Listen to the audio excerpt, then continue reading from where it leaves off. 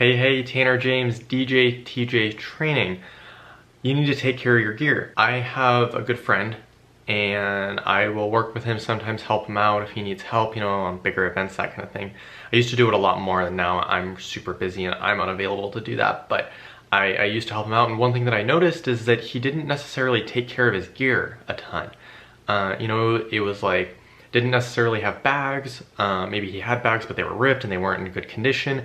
He would just kind of get gear and like, not throw it, but set it down really hard and like just kind of not care, right?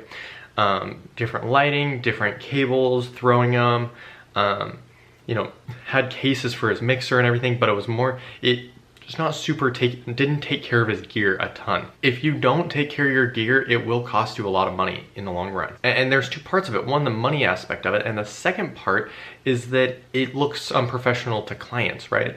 I think that where we mostly see it is in the black equipment, like black tripods, lighting tripods, speaker tripods. If you have the little dings and dents, you really see it. And not that clients walk up to every single DJ's setup and look at their tripods, but altogether, if you have super nice looking gear, super new gear, it looks great.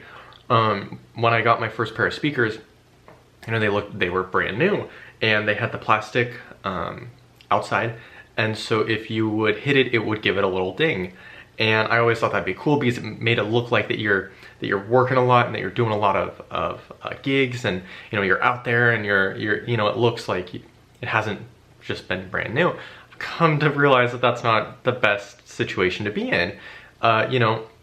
Maybe if you want to go cheap and the client doesn't care, but if you're at a super high-end venue and you have dings and dents, it doesn't really look the same. You want it to look nice. You want it to look clean.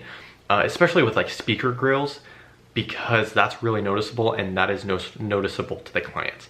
They will see that you have a big dent in your speaker versus not. So that's definitely one of those things. You need to take care of your gear. It'll save you money and it'll look better to the client, and it will make you look more professional.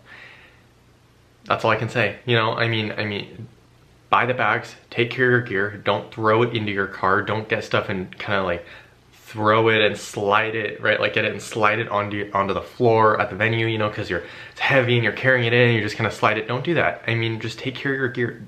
Add an extra 5 minutes to your setup time to slowly let your gear down, because over time, when you start working a lot and you have a lot of stuff going on, it will accumulate and it will hurt you. So take care of your gear, be good to your gear, and your gear will be good to you. Tanner James, DJ TJ Training.